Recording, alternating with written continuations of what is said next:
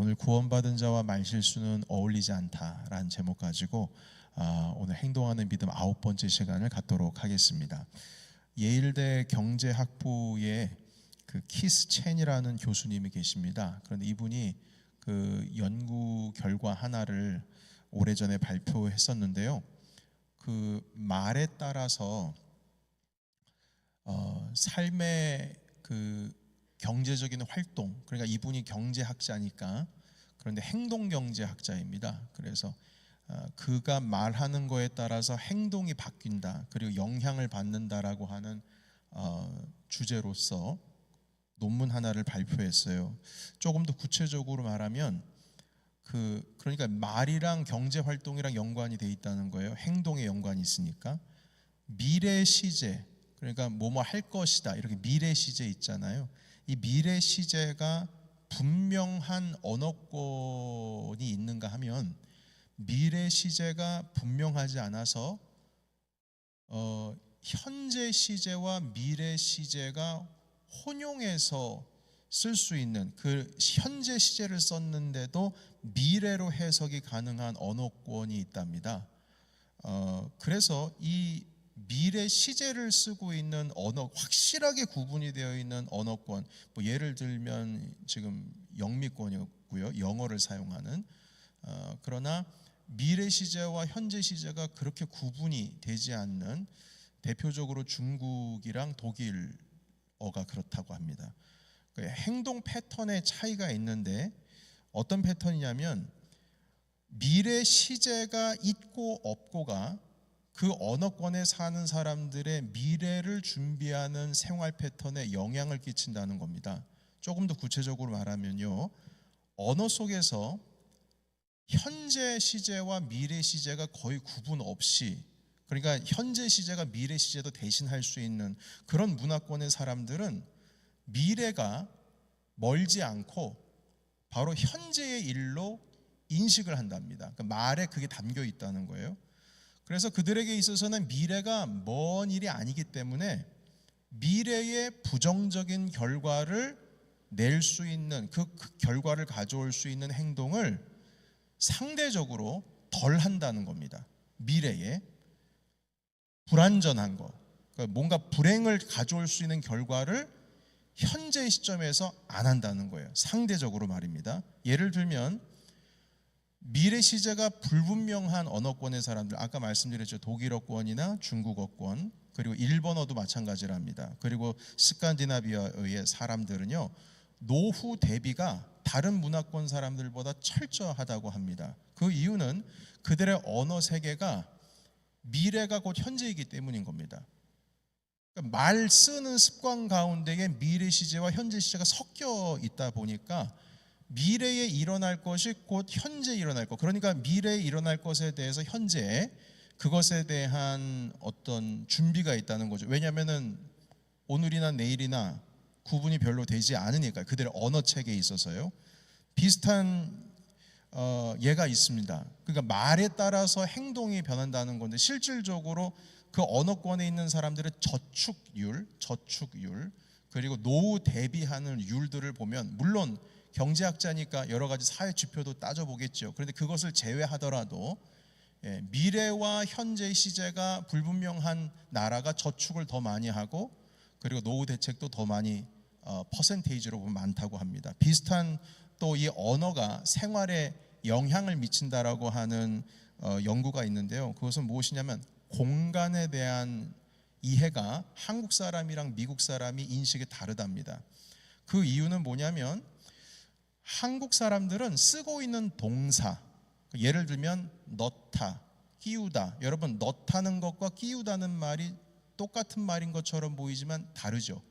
동사 안에 그 공간의 개념이 들어가 있답니다. 넣다는 거는 좀 공간이 좀 널찍한 것에 넣는 것도 넣는 거지만, 끼우는 거는 공간이 넓어요, 좁아요? 좀 좁죠. 좁은 거에 끼우는 거는 좀 공간의 개념이, 그러니까 동사 속에 있습니다. 그러나 미국 언어 같은 경우에는 그냥 put in이랍니다. 그냥 넣는 거. 그래서 이 실험을 다 해봤는데 한국 사람들이 공간에 대한 이해와 미국 사람들 어린아이들을 상대로 실험을 한 것도 공간에 대한 이해가 다르다는 겁니다. 이 말에 따라서. 그래서 여러분 이런 연구를 통해서 지금 제가 이런 말씀을 드리는 이유가 뭐냐면, 말이라는 게, 이거는 언어 철학을 하는 사람들도 마찬가지입니다. 불란서 쪽에서 언어 철학이 상당히 발달한다고 하는데 그 구체적인 어떤 철학의 깊이에 대해서는 전 모르지만, 요점은 무엇이냐면 언어가 우리의 삶에 영향을 미치는 거는 진리입니다. 그건 맞는 말이에요. 그러니까 내가 말을 어떻게 하느냐에 따라서 나의 개념, 내가 가지고 있는 또 어떤 개념이 있냐면, 인디언들에게는 우리가 생각하고 있는 개념이 없다는 거예요. 그래서 단어가 없대요.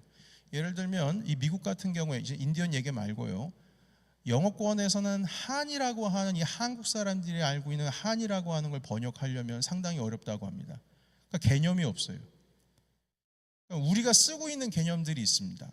그들이 쓰고, 그래서 이 한이라고 하는 이 개념이라고 하는 것이 뭐 말이 먼저냐, 그 개념이 먼저냐, 이렇게 생각하는 것도 있지만, 결국에는 그 단어가 있으면, 그 단어를 자주 쓰면, 자주 쓰고 그 언어를 자주 그 체계 가운데 쓰게 되면 희한하게 그 언어를 쓸 일들이 많이 생긴다는 거예요. 그러니까 우리가 어떻게 말하느냐에 따라서 우리의 생활 습관, 그리고 우리가 어떤 상황을 바라보는 관점, 상황을 바라보는 태도, 이런 것들이 우리의 언어 체계 때문에 바뀐다는 겁니다.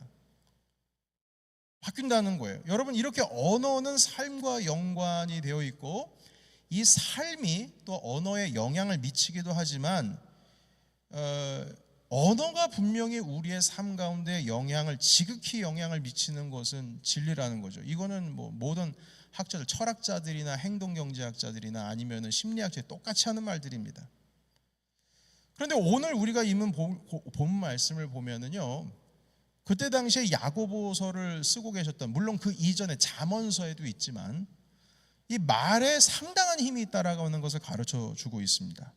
그래서 이 말이라고 하는 개념을 오늘 야고보서에서는 큰 거로 설명을 하고 있지만, 본질적으로 눈에 보이는 것은 상당히 작은 것으로 표현을 하고 있어요. 여러분, 오늘 4절에 있는 말씀에 보면 배의 사공은 조그마한 키, 그것을 가지고 자기 뜻대로 배를 움직인다라는 표현을 하고 있어요. 그 키를 작다라는 표현을 씁니다. 작다, 작은 키. 그리고 5절에 보면 불이 나무를 태운다는 표현이 있는데, 여기서 이 불을 지극히 작은 것, 5절로 가보시겠어요? 5절. 5절로 보면 이 작은 불이 큰 불도 아니에요. 작은 불이 나무들을 다 그냥 불태워버리는 거죠. 작지만 크다는 겁니다. 이와 같이 말은 아무것도 아닌 것처럼 보이지만, 그 말에 힘이 있어서, 그 말로 인하여 구원받은 사람들의 삶이 예수님을 믿는 사람들처럼 살아가는 것이 아니라 예수님을 믿지 않는 사람들처럼 살아간다는 거예요. 말이 안 변해서. 구원받은 전이나 구원받은 후나 말의 습관이나 말의 태도가 달라진 게 없어요. 그래서 구원받은 사람인데 구원받지 않는 사람들처럼 살아가는 거예요. 그의 삶이 거기에 묻어나 있다는 겁니다. 여러분, 그래서 야고보서에서 이 말에 대한 주제를 갑자기 말씀하시는 이유가 있습니다. 지금 그 전에 무슨 경건에 대한 거, 행함으로 의롭다함을 얻는 거, 이런 거, 행함으로 의롭다함을 얻는 거는 아니지만, 믿음으로 의롭다함을 얻은 자는 결과로 행함이 나타난다라는 것을 이 3장 이전까지 지금 말씀하고 있거든요. 그런데 갑자기 3장의 말에 대한 말씀을 하고 있어요. 말에 대한. 그러니까 이 이유가 있습니다. 그것은 무슨 의미가 담겨 있냐면, 예수 그리스도를 믿는 구원을 받은 사람들의 믿음의 사람들이라고 하는 증거로서 말에도 그 증거가 나타나야 된다는 거예요. 내가 믿음의 사람이다. 내가 정말 하나님으로부터 구원을 얻은 사람이다라고 하는 것이 말에도 그 열매가 담겨 있다는 겁니다. 근데 많은 사람들이 내가 예수님 믿는다고 하고 내가 믿음으로 의롭다함을 얻고 내가 구원을 얻은 사람이라고 하는데도 불구하고 이 삶이, 특히 말의 삶이 바뀌지를 않는 거예요. 상당히 위험한 거다, 이렇게 가르쳐주고 있습니다. 여러분, 믿으면은 행동이 바뀌잖아요. 아브라함이 믿음으로 인해서 어디로 가라고 아직 목적지를 정하지 않았음에도 불구하고 주님께서 지시한 땅으로 갔지 않습니까?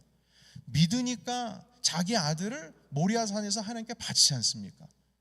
그러니까 믿으면 행동이 바뀌는 것처럼 예수 그리스도를 진실되게 잘 믿는다면 말의 삶도 바뀌어야 된다는 거예요. 열매로 그게 드러나야 된다는 겁니다. 제가 남대문 시장이라 지금 말하는 거는 여기 이민 오기 전의 얘기인 거죠. 그러니까 적어도 한 18년, 20년 전 얘기입니다. 청바지를 입고 점퍼 차림에 옷을 사러 갔어요. 그런데 그 장사하시는 옷가게 주인이 저랑 몇 마디 이렇게 얘기 나눠보다가 혹시 목사님이세요? 이랬어요. 제가 그때가 30대 초반이었거든요. 이분이 귀신처럼 알아맞춘 거죠. 그래서 제가 옷값을 깎지를 못했습니다. 그런데 이 귀신처럼 알아맞힌 근거가 있어요. 그분이 뭐 영험해가지고 맞춘 게 아니에요. 저의 쓰는 말투, 그리고 제가 이 아내와 같이 말하는 어떤 태도, 거기서부터 이제 알아차린 거예요. 알아차린 겁니다. 알아차린 거예요. 아, 이 사람이 목회자구나. 목사가 목사처럼 말한다는 거예요. 자기가 사람을, 커스터머들 상대하는 사람이니까 딱 보면 이 사람 뭐 하는 사람인지 안다는 거죠. 이와 마찬가지로 구원을 얻은 사람들은 구원을 얻은 사람들처럼 말해야 된다는 거예요. 믿으십니까? 네, 언어 습관이 그래야 된다는 거예요. 믿는 사람이 왜 저렇게 말을 하지? 이러면 안 된다는 거죠. 말의 습관에 그 믿음이, 내가 하나님을 섬기는 사람이고 주 예수 그리스도께서 나의 구세주입니다, 이 삶의 고백을 하는 그 삶의 태도와 세상을 보는 관점이 이 말에 다 담겨 있다는 거예요. 3장 1절 오늘 말씀 보시게 되면 선생된 우리가 더 큰 심판을 받을 줄 알아, 이렇게 말씀하고 있습니다. 왜냐하면 이 선생된 우리가, 여기 뭐라고 되어 있어요? 우리 1절 같이 한번 읽어볼까요? 1절 다 같이, 자 시작. 내 형제들아, 너희는 선생된 우리가 더 큰 심판을 받을 줄 알고 선생이 많이 되지 말라. 아멘. 왜냐하면 선생은 말을 많이 하거든요. 선생은 말을 많이 해요. 그러다 보니까 실수가 있어요. 말이 많다 보니까 실수가 있는 거예요. 그래서 이 선생이라고 하지 말라, 결국에는 우리가 더 심판받는다, 이렇게 말씀하시는 겁니다. 그러니까 이 의미는 뭐냐면 자기가 한 말에 자기가 내뱉은 이 언어에 책임을 질 줄 알아야 된다는 거예요, 믿음의 사람들은. 3장 10절에 있는 말씀 보십시오. 3장 10절 같이 한번 볼까요? 3장 10절로 가겠습니다. 자 시작. 한 입에서 찬송과 저주가 나오노도다. 내 형제들아, 이것이 마땅하지 아니하니라. 아멘. 한 입에서 찬송과 저주가 나온다. 이건 마땅한 게 아니다. 여러분, 그리스도인들의 입속에서는, 입으로부터는 두 가지가 있을 수 없다는 겁니다. 정말 예수 그리스도를 내 신앙의, 내 삶의 구주로 섬기는 자들은 두 개가 나올 수 없다는 거예요. 11절에 있는 말씀도 보시게 되면 샘물이 한 구멍에서 단물과 쓴물을 낼 수 없듯이 그렇다는 겁니다. 그러니까 하나님을 믿고 예수 그리스도를 구주로 섬기는 사람들은 저주하면 안 된다는 거예요. 항상 입속에 찬송이 가득해야지. 하나님의 형상을 입은 자들을 어떻게 저주할 수 있느냐? 하나님의 형상인데 하나님의 모습을 하고 있는 그 사람에게 어떻게 저주할 수 있냐? 이렇게 말씀하고 있죠. 다시 말해서 단물이 나와야지 쓴물이 나오면 안 된다는 겁니다. 믿는 사람들이라면 그들이 쓰는 언어 습관에서 자기가 지금 은혜로 살아가고 있는 정황들이 나와야 된다는 거예요. 여러분, 그래서 이런 언어의 습관들, 여러분, 우리 믿는 사람들이라고 비아냥거리는 말 못합니까? 톡 쏘는 말 못합니까? 하죠. 책임지지 못한 말들도 합니다. 그런데 비난하는 말들, 마음 휘젓는 일들, 예수님 믿으면서도 그걸 한다는 거예요. 그렇지만 그러면 안 된다는 겁니다. 우리가 예수님을 믿기 때문에. 여러분, 지금 한국은 대단히 상당히 지금 상당히 엉뚱한 일들이 일어나고 있죠. 상상도 못하고 생각도 못했는데 그 일이 일어났습니다. 정치 색깔을 떠나가지고 일단 이런 일이 있으면 페이스북이나 인스타그램이나 이렇게 SNS를 보면은 예수님 믿는 사람들인데도 글로 막 쌍욕하는 사람들이 있어요.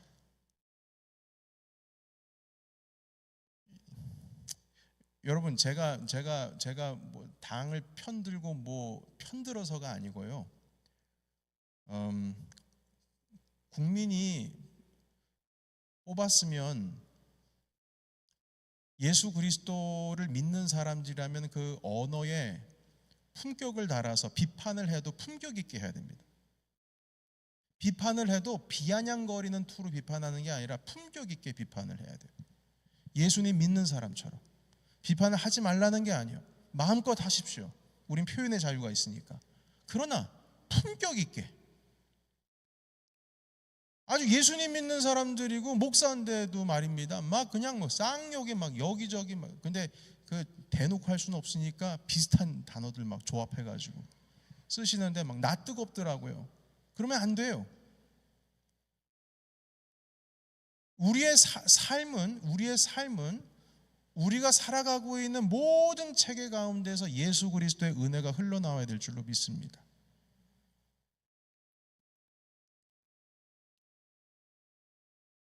여러분, 예수님 믿는다고 이것이 저절로 되는 게 아니에요. 예수님 믿는다고 해서 저절로 언어의 습관이 바뀌는 게 아닙니다.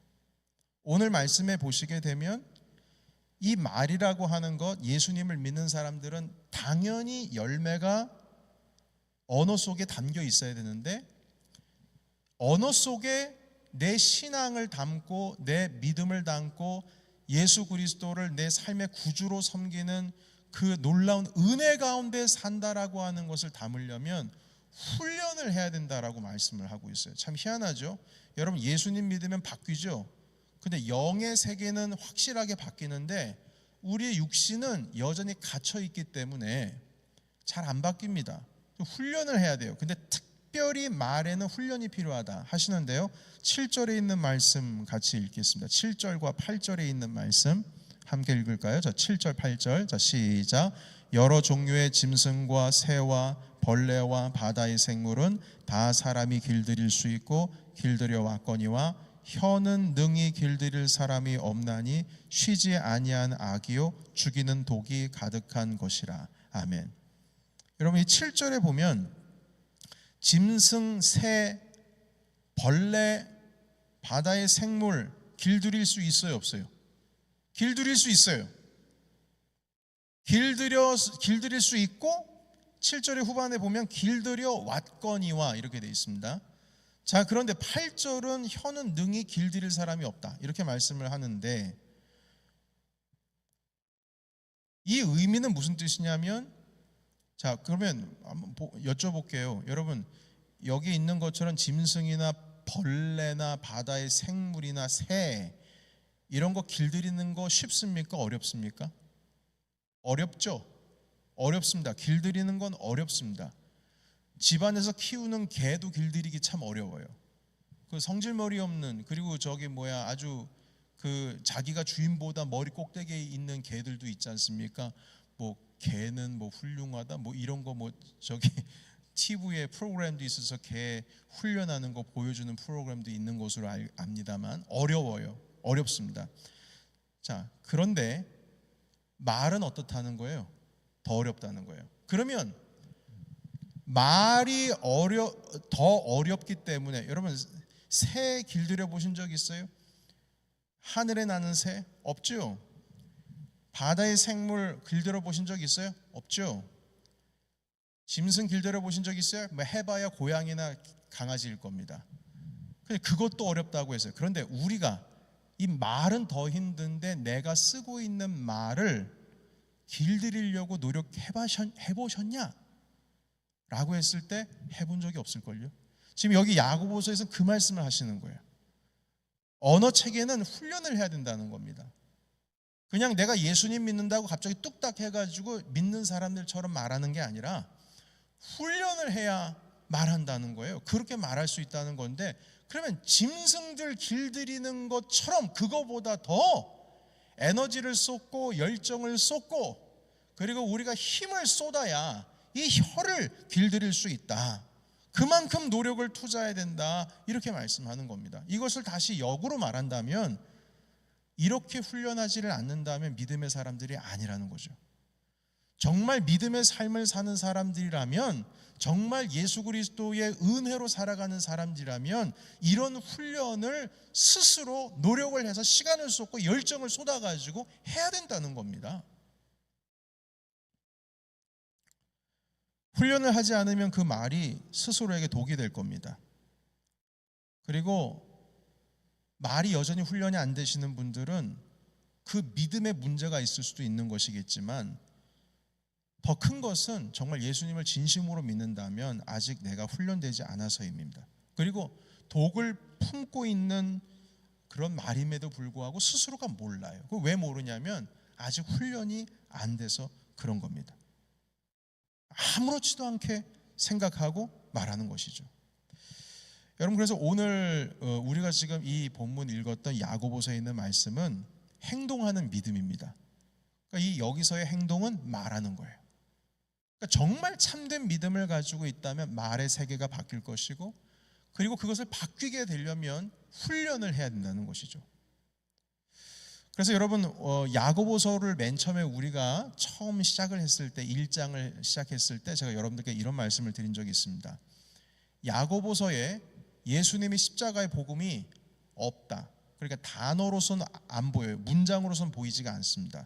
그래서 루터 같은 경우에는 지푸라기 이 서신서라고 그랬어요.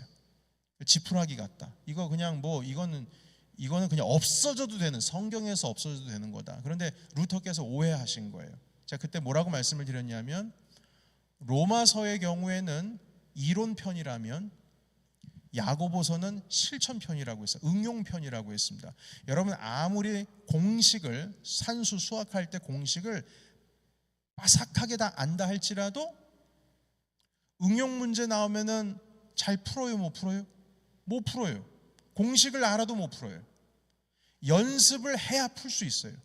이와 마찬가지로 내가 믿음으로 말미암아 구원을 얻고 믿음으로 말미암아 의롭게 된다라고 하는 이론은 우리가 알아요.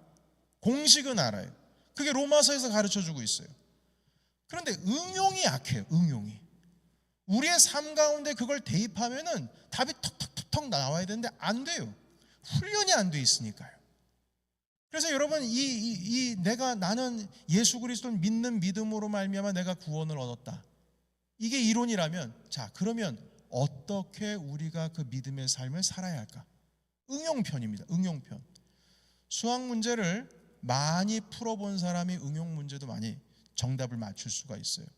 공식만 그냥 100번, 1000번 외워도, 그냥 자다가도 벌떡 일어나서 공식 외운다 하더라도 실천편에 가서 응용 문제 많이 못 풀면 실전에 가서 시험 문제 풀 때 정답 다 비껴나갑니다. 그래서 훈련이 된다는 것이죠. 오늘 이 말씀이 바로 그 말씀입니다. 야고보서는 응용편이에요. 우리의 삶 가운데 입을 우리가 말하는 이 언어 체계를 훈련으로서 길들여야 된다는 겁니다. 내가 구원을 얻었으면 이제는 어떻게 살아가야 될까?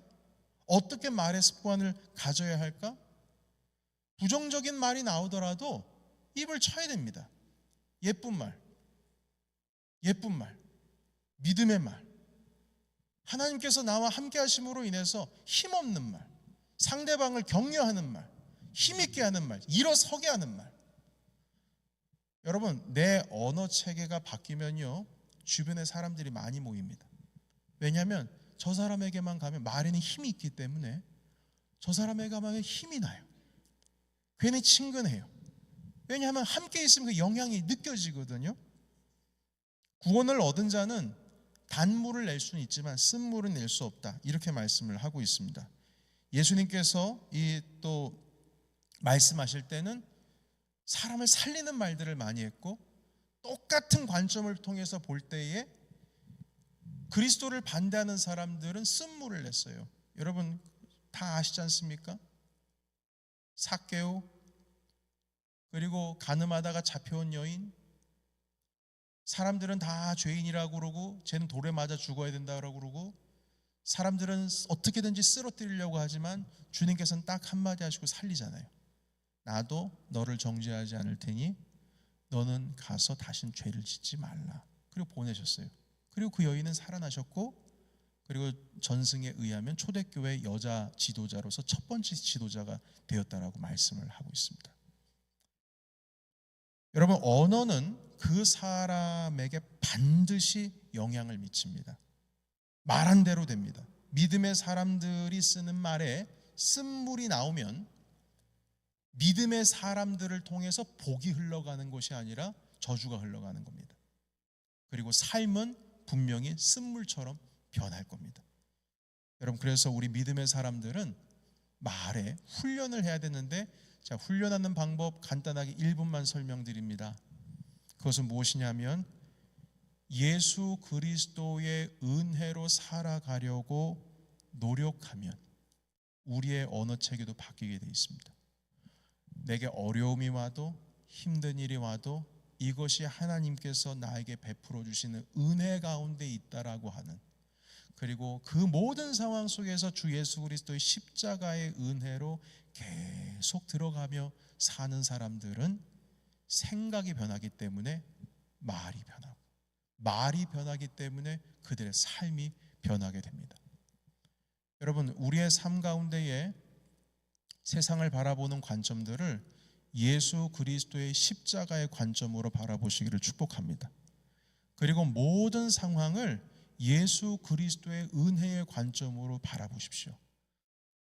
그런 관점으로 우리의 생각이 바뀌면 우리의 말이 바뀌게 되어 있습니다. 왜냐하면 말은 생각에서 나오니까. 그리고 그 말이 바뀌면 결국에는 우리의 삶이 바뀌게 되어 있습니다. 왜요? 말에 힘이 있기 때문에. 그래서 오늘 이 말씀을 붙드시고 모든 삶을 바라볼 때 그리스도의 십자가가 중심이 되시고, 그분께서 나를 위하여 모든 죄를 뒤집어 쓰셨고 나를 자유케 하셨으며 모든 짐을 가져가셨다. 이 은혜로 살아가는 삶으로서 세상을 바라본다면 여러분, 우리의 삶 속에 이 말의 훈련이 되어질 것입니다. 그래서 오늘 이 말씀을 통해서 여러분 은혜 받으시고, 오늘 이 시간부터 삶을 바라볼 때 예수 그리스도의 십자가 중심으로 바라보시는 저와 여러분이 되시기를 예수의 이름으로 축원합니다. 아멘. 기도하겠습니다.